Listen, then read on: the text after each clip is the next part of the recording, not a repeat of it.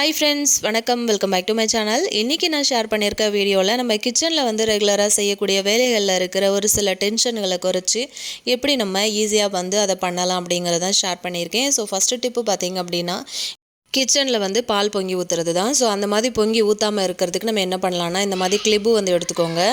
எடுத்துகிட்டு நம்ம பால் பாத்திரத்துக்கு மேலே மூடி போடுவோம் இல்லையா, ஸோ அந்த மூடிக்கு மேலே வந்து இந்த மாதிரி அந்த கிளிப் எல்லாத்தையும் வந்து மாட்டி விட்டுருங்க. ஸோ இந்த மாதிரி நீங்கள் மாட்டிட்டு அடுப்பை வந்து சிம்மில் வச்சுட்டு நீங்கள் விட்டுட்டீங்க அப்படின்னா எவ்வளோ நேரம் ஆனாலுமே வந்து பால் பொங்கி கீழே வரவே வராது. ஸோ இந்த மாதிரி வந்து பண்ணும்போது நமக்கு வந்து அடுப்பும் வந்து க்ளீனாகவே இருக்கும், பால் வந்து பொங்கியும் ஊற்றாது. ஸோ இந்த மாதிரி கிளிப்பு வச்சு இந்த மாதிரி மூடியில் வந்து போட்டு விட்டுருங்க. ஸோ எவ்வளோ நேரம் ஆனாலும் வந்து பால் வந்து நல்லா கொதித்து நல்லா காயுமே தவிர பால் வந்து கொஞ்சம் கூட வெளியில் வந்து பொங்கி வரவே வராது. ஸோ இந்த டிப்பு வந்து ரொம்பவே யூஸ்ஃபுல்லாக இருக்கும்னு நினைக்கிறேன். ஸோ ட்ரை பண்ணி பாருங்கள். அடுத்த டிப்பு பார்க்கலாம். இந்த மாதிரி முந்திரி பருப்பெல்லாம் நம்ம வந்து வாங்கி வச்சுருப்போம்ல, ஸோ அந்த மாதிரி வாங்கி வச்சுருக்கிற முந்திரி பருப்பு எல்லாமே வந்து கொஞ்ச நாள் ஆனதுமே ஒரு மாதிரி நமுத்து போன மாதிரி ஆகிடும். ஸோ நம்ம வந்து ஏதாவது ஸ்வீட் ரெசிபிக்கு வந்து சேர்க்குறோம் அப்படின்னா அது நல்லாவே இருக்காது. ஸோ அந்த மாதிரி வந்து நமுத்து போகாமல் நல்ல கிறிஸ்பியாக எப்படி இதை வந்து மெயின்டைன் பண்ணுறது அப்படின்னு பார்த்தீங்கன்னா, இந்த மாதிரி முந்திரி பருப்புக்குள்ளே ஒரு அரை ஸ்பூன் அளவுக்கு ஒயிட் சுகர் வந்து இந்த மாதிரி சேர்த்துட்டு நல்லா குலுக்கிட்டு இதை வந்து அப்படியே வச்சுருங்க. ஸோ இதை நீங்கள் வந்து ஃப்ரிட்ஜ்லேயும் வந்து வைக்கலாம். நல்ல மொறு மொறுன்னு நல்லாவே இருக்கும், ரொம்ப நாளுக்கு வந்து கெட்டும் போகாது. ஸோ கண்டிப்பாக வந்து இந்த டிப்பையும் வந்து ட்ரை பண்ணி பாருங்கள். இப்போ நம்ம அடுத்த டிப் என்னென்னு பார்க்கலாம். இந்த மாதிரி ஒரு சின்ன பவுல் வச்சு நம்ம ஏதாவது கொஞ்சமான குவான்டிட்டியில் வீட்டில் வந்து மசாலா பொடி அரைச்சிட்டு இந்த மாதிரி ஸ்டல்லடை பண்ணோம் அப்படின்னா அது வந்து சறுக்கி வந்துட்டு இருக்கும். ஸோ அந்த மாதிரி சறுக்காமல் இருக்கிறதுக்காக அந்த எட்ஜில் வந்து பார்த்திங்கன்னா ஒரு ஸ்பூன் எடுத்து இந்த மாதிரி மாட்டி விட்டுருங்க. மாட்டிட்டு அதுக்கப்புறம் நீங்கள் வந்து இந்த மாதிரி மசாலா வந்து சலிக்கிறதா இருந்தாலும் சரி, இல்லை தேங்காயெல்லாம் அரைச்சிட்டு நம்ம பால் வடிகட்டும் போதும் இந்த மாதிரி தான் ஆகும். ஸோ இப்படி வந்து பண்ணும்போது உங்களுக்கு ஈஸியாக இருக்கும். ஸோ அது சறுக்காது, ட்ரை பண்ணி பாருங்கள். இப்போ நம்ம அடுத்த டிப் என்னென்னு பார்க்கலாம். இந்த மாதிரி நம்ம வீட்டில் கொஞ்சமாக நம்ம வந்து யூஸ் பண்ணிவிட்டு மசாலா பொருட்களை அப்படியே வச்சுருப்போம் சில சமயங்களில். ஸோ பாக்ஸில் வந்து போடுறதுக்கு இடம் இல்லாமல் வச்சுருப்போம், அப்படி இல்லைன்னா அப்புறம் போட்டுக்கலாம் அப்படின்ற ஒரு சோம்பேறித்தனத்துலையும் வச்சுருவோம். ஸோ அந்த மாதிரி இருக்கிற பொருட்கள் வந்து சீக்கிரமாக வந்து காற்று போயிட்டு ஒரு மாதிரி அதோட ஃப்ளேவர்ஸே வந்து அதில் இருக்கவே இருக்காது. ஸோ அதனால் நீங்கள் வந்து இந்த மாதிரி வந்து ஃப்ரிட்ஜில் நம்ம வந்து துணிக்கு மாட்டுவோம் இல்லையா கிளிப்பு, அது வச்சுட்டு இந்த மாதிரி ஃப்ரிட்ஜில் வந்து மாட்டி வச்சிடலாம். ஸோ நீங்கள் மேலே தான் வைக்கணும்னு இல்லை, உங்களுக்கு கீழே இடம் இருந்தாலும் அங்கேயும் மாட்டி வச்சுக்கலாம். ஸோ இந்த மாதிரி நீங்கள் வைக்கும்போது உங்களோட பொருட்கள் வந்து ரொம்ப நாளுக்கு வரும். ஸோ வந்து கெட்டு போகாது, ட்ரை பண்ணி பாருங்கள். இப்போ நம்ம அடுத்த டிப் என்னென்னு பார்க்கலாம். இந்த மாதிரி அடுப்பெல்லாம் வந்து லைட்டாக அழுக்காக இருக்கும் போதே நம்ம வந்து அதை தொடச்சி விட்டுட்டோம் அப்படின்னா நம்மளுக்கு வந்து ஃபுல்லாகவே வந்து அடுப்பை டீப்பாக வந்து க்ளீன் பண்ண வேண்டிய அவசியமே இருக்காது. ஸோ அப்படி வந்து க்ளீன் பண்ணுறதுக்காக தான் நான் வந்து இப்போது அந்த கம்பியெல்லாம் எடுத்துட்டேன். இதுக்கு வந்து க்ளீன் பண்ணுறதுக்கு நான் என்ன எடுத்திருக்கேன் அப்படின்னு பார்த்திங்க அப்படின்னா, வீட்டிலையே வந்து ரெடி பண்ண ஷாம்பூவோட சொல்யூஷன் தான் எடுத்திருக்கேன். ஷாம்பு வந்து கொஞ்சமாக தண்ணியில் மிக்ஸ் பண்ணிவிட்டு ஒரு ஸ்ப்ரே பாட்டிலில் வந்து சேர்த்துக்கோங்க. நான் இந்த மாதிரி ஒரு பாட்டிலில் வந்து போட்டிருக்கேன். ஸோ ஆல்ரெடி வந்து ஷாம்பு தண்ணியில் எப்படி மிக்ஸ் பண்ணி அது வந்து பாட்டிலில் போடுறது அப்படிங்கிற வீடியோவும் நான் போட்டிருக்கேன். ஸோ அதனால நான் இதில் வந்து அதை ஆட் பண்ணலை. லைட்டாக வந்து இந்த மாதிரி அழுக்கு வந்து படுது, இல்லை பால் வந்து லைட்டாக பொங்கிடுது, இல்லை குழம்பு அந்த மாதிரி பொங்கி ஊற்றிடுது, அந்த மாதிரி சமயத்தில் நீங்கள் சமையலை முடித்த கையோடையே இந்த மாதிரி வந்து ஸ்ப்ரே பண்ணி அடுப்பு உடனே வந்து தொடச்சி விட்டுட்டிங்க அப்படின்னா அடுப்பு எப்போவுமே பளிச்சுன்னு இருக்கும். ஸோ அந்த கறியை நம்ம அப்புறம் துடைக்கலாம் அப்படின்ட்டு நம்ம விட்டுட்டோம் அப்படின்னா திரும்ப நம்ம அதில் சமைச்சிட்டு இருக்கும்போது நல்லா ஸ்ட்ராங்காக அந்த கரை வந்து பிடிச்சிக்கும்.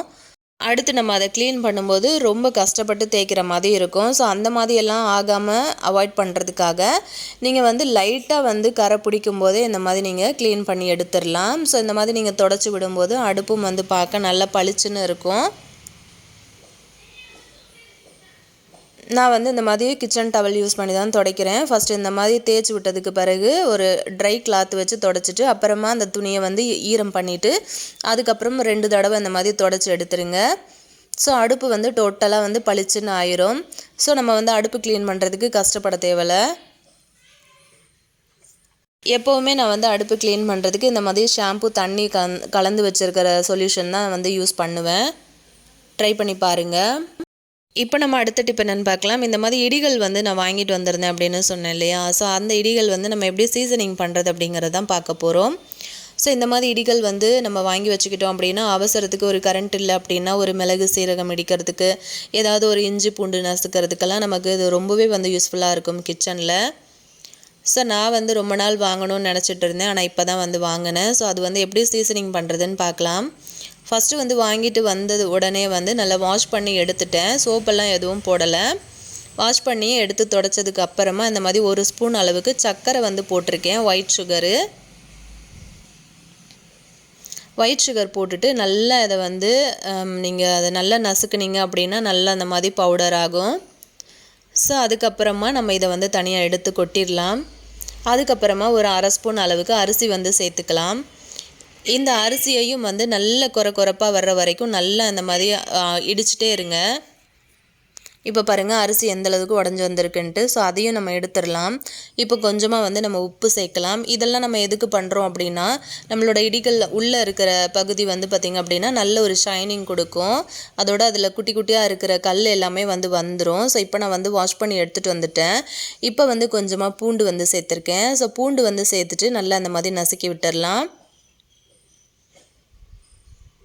இப்போ நான் வந்து செய்கிற ப்ராசஸ் வந்து நீங்கள் ஒரு 2லேருந்து 3 தடவை நீங்கள் செஞ்சீங்க அப்படின்னா உங்களோட இடிகள் வந்து ரெகுலராக யூஸ் பண்ணுற அளவுக்கு நம்ம சீசனிங் பண்ணிடலாம்.